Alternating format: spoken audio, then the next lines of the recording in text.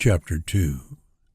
When Conan saw Zaporavo stalk alone into the woodland, he felt that the chance he had watched for had come.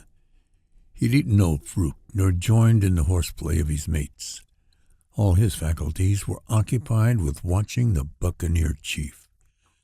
Accustomed to Zaporavo's moods, his men were not particularly surprised that their captains should choose to explore an unknown and probably hostile isle alone. They turned to their own amusement, and did not notice Conan when he glided like a stalking panther after the chieftain. Conan did not underrate his dominance of the crew, but he had not gained the right, through battle and foray, to challenge the captain to a duel to the death. In these empty seas there had been no opportunity for him to prove himself according to freebooter law. The crew would stand solidly against him if he attacked the chieftain openly. But he knew that if he killed Zaporavo without their knowledge, the leaderless crew would not be likely to be swayed by loyalty to a dead man. In such wolf packs only the living counted. So he followed Zaporavo with sword in hand and eagerness in his heart, until he came out onto a level summit circled with tall trees, between whose trunks he saw the green vistas of the slopes melting into the blue distance. In the midst of the glade, Zaporavo, sensing pursuit, turned a hand on hilt. The buccaneer swore. "Dog, why do you follow me? Are you mad to ask?" laughed Conan, coming swiftly toward his erstwhile chief. His lips smiled, and in his blue eyes danced a wild gleam. Zaporavo ripped out his sword with a black curse, and steel clashed against steel as the barracan came in recklessly and wide open, his blade singing a wheel of blue flame about his head. Zaporavo was the veteran of 1,000 fights by sea and land, and there was no man in the world more deeply and thoroughly versed than he in the lore of swordcraft.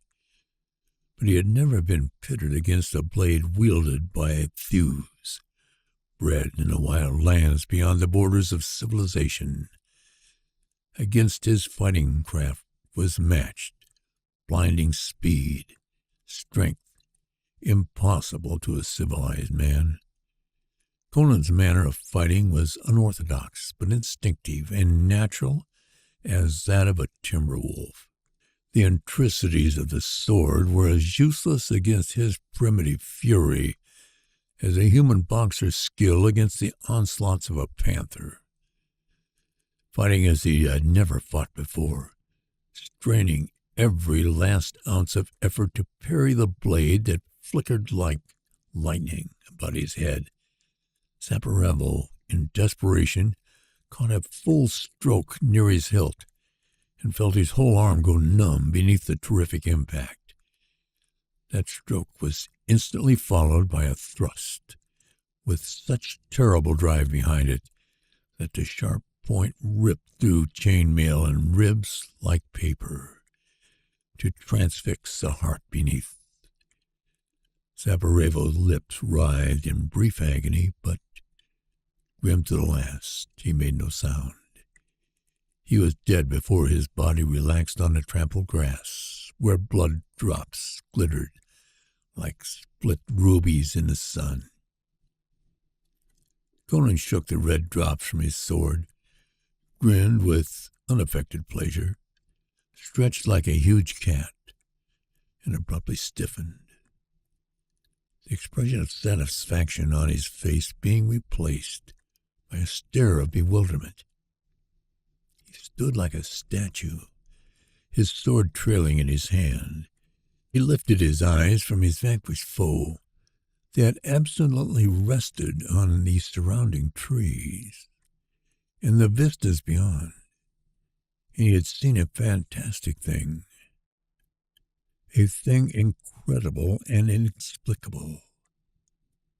Over the soft, rounded green shoulder of a distant slope had loped a tall, black, naked figure, bearing on its shoulder an equally naked white form. The apparition vanished as suddenly as it had appeared, leaving the watcher gasping in surprise.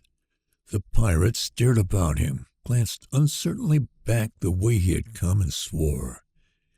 He was nonplussed, a bit upset, if the term might be applied to one of such steely nerves as his. In the midst of realistic, if exotic surroundings, a vagrant image of fantasy and nightmare had been introduced. Conan doubted neither his eyesight nor his sanity. He had seen something alien and uncanny. He knew the mere fact of a black figure racing across the landscape carrying a white captive was bizarre enough. But this black figure had been unnaturally tall. Shaking his head doubtfully, Conan started off in the direction in which he had seen the thing. He didn't argue the wisdom of his move. With his curiosity so piqued, he had no choice but to follow its promptings. Slope after slope he traversed, each with its even sward and clustered groves. The general trend was always upward, though he ascended and descended the gentle inclines with monstrous regularity. The array of rounded shoulders and shallow declivities was bewildering and apparently endless. But at last he advanced up what he believed was the highest summit on the island, and halted at the sight of green, shining walls and towers, which, until he had reached the spot on which he then stood, had merged so perfectly with the green landscape as to be invisible, even to his keen sight. He hesitated, fingered his sword, then went forward, bitten by the worm of curiosity. He saw no one as he approached the tall archway in the curving wall. There was no door. Peering warily through, he saw what seemed to be a broad open court, grass-carpeted, surrounded by a circular wall of the green, semi-translucent substance. Various arches opened from it, advancing on the balls of his bare feet, sword ready. He chose one of these arches at random and passed into another similar court. Over an inner wall he saw the pinnacles of strangely shaped tower-like structures. One of these towers was built in, or projected into the court in which he found himself, and a broad stair led up to it along this side of the wall. Up this he went, wondering if it were all real, or if he were not in the midst of a black lotus dream. At the head of the stair he found himself on a walled ledge, or balcony. He was not sure which. He could now make out more details of the towers, but they were meaningless to him. He realized uneasily that no ordinary human beings could have built them. There was a symmetry about their architecture and system, but it was a mad symmetry, a system alien to human sanity. As for the plan of the whole town, castle, or whatever it was intended for, he could see just enough to get the impression of a great number of courts, mostly circular, each surrounded by its own wall and connected with the others by open arches, and all apparently grouped about the cluster of fantastic towers in the center. Turning in the other direction from these towers, he got a fearful shock and crouched down suddenly behind the parapet of the balcony, glaring amazedly. The balcony or ledge was higher than the opposite wall, and he was looking over that wall into another swarded court. The inner curve of the further wall of that court differed from the others he had seen, in that, instead of being smooth, it seemed to be banded with long lines or ledges, crowded with small objects, the nature of which he could not determine. However, he gave little heed to the wall at the time. His attention was centered on the band of beings that squatted about a dark green pool in the midst of the court. These creatures were black and naked, made like men, but the least of them standing upright would have towered head and shoulders above the tall pirate. They were rangy rather than massive, but were finely formed with no suggestion of deformity or abnormality, save as their great height was abnormal. But even at that distance, Conan sensed the basic diabolism of their features. In their midst, cringing and naked, stood a youth that Conan recognized as the youngest sailor aboard the Wastrel. He, then, had been the captive the pirate had seen borne across the grass-covered slope. Conan had heard no sound of fighting, saw no blood-stains or wounds on the sleek ebon limbs of the giants. Evidently the lad had wandered inland away from his companions and had been snatched up by a black man lurking in ambush. Conan mentally termed the creatures black men, for lack of a better term.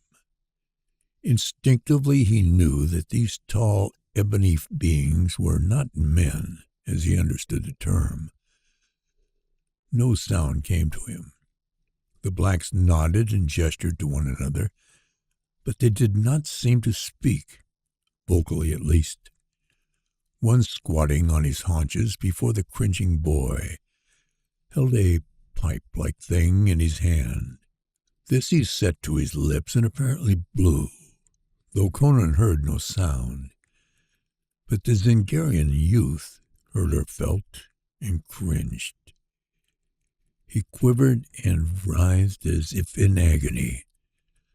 Irregularity became evident in the twitching of his limbs, which quickly became rhythmic.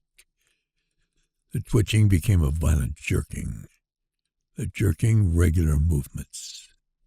The youth began to dance as cobras dance by compulsion to the tune of the fakir's fife. There was not of zest or joyful abandon in that dance. There was indeed an abandon that was awful to see, but it was not joyful. It was as if the mute tune of the pipes grasped the boy's innermost soul with salacious fingers, and with brutal torture wrung from it every involuntary expression of secret passion. It was a convulsion of obscenity, a spasm of lasciviousness, an exudation of secret hungers, framed by compulsion, desire without pleasure. Pain mated awfully to lust. It was like watching a soul stripped naked, and all its dark and unmentionable secrets laid bare. Conan glared, frozen with repulsion and shaken with nausea. Himself as cleanly elemental as a timber wolf, he was yet not ignorant of the perverse secrets of rotting civilizations. He had roamed the cities of Zamora and known the women of Shadizar, the wicked. But he sensed here a cosmic vileness transcending mere human degeneracy, a perverse branch on the tree of life, developed along lines outside human comprehension. It was not at the agonized contortions and posturing of the wretched boy that he was shocked, but at the cosmic obscenity of these beings, which could drag to light the abysmal secrets that sleep in the unfathomed darkness of the human soul, and find pleasure in the brazen flaunting of such things as should not be hinted at, even in restless nightmares. Suddenly the black torturer laid down the pipes and rose, towering over the writhing white figure. Brutally grasping the boy by the neck and haunch, the giant upended him and thrust him headfirst into the green pool. Conan saw the white glimmer of his naked body amid the green water, as the black giant held his captive deep under the surface. Then there was a restless movement among the other blacks, and Conan ducked quickly below the balcony wall, not daring to raise his head, lest he be seen. After a while his curiosity got the better of him, and he cautiously peered out again. The blacks were filing out of an archway into another court. One of them was just placing something on the ledge of a further wall, and Conan saw it was the one who had tortured the boy. He was taller than the others and wore a jeweled headband. Of the Zingarian boy there was no trace. The giant followed his fellows, and presently Conan saw them emerge from the archway by which he had gained access to that castle of horror, and file away across the green slopes in the direction from which he had come. They bore no arms, yet he felt that they planned further aggression against the freebooters. But before he went to warn the unsuspecting buccaneers, he wished to investigate the fate of the boy. No sound disturbed the quiet. The pirate believed that the towers and courts were deserted save for himself. He went swiftly down the stair, crossed the court, and passed through an arch into the court the blacks had just quitted. Now he saw the nature of the striated wall. It was banded by narrow ledges, apparently cut out of the solid stone, and ranged along these ledges or shelves were thousands of tiny figures, most grayish in color. These figures, not much longer than a man's hand, represented men, and so cleverly were they made that Conan recognized various racial characteristics in different idols, features typical of Zingarians, Argosians, Orpheans, and Kushite corsairs. These last were black in color, just as their models were black in reality. Conan was aware of a vague uneasiness as he stared at the dumb, sightless figures. There was a mimicry of reality about them that was somehow disturbing. He felt them gingerly and could not decide of what material they were made. Felt like petrified bone, but he could not imagine petrified substance being found in a locality in such abundance as to be used so lavishly. He noticed that the images representing types with which he was familiar were all on the higher ledges. The lower ledges were occupied by figures, the features of which were strange to him. They either embodied merely the artist's imagination or typified racial types long vanished and forgotten. Shaking his head impatiently, Conan turned toward the pool. The circular court offered no place of concealment, as the body of the boy was nowhere in sight, must be lying at the bottom of the pool. Approaching the placid green disk, he stared into the glimmering surface. It was like looking through a thick green glass, unclouded, yet strangely illusory.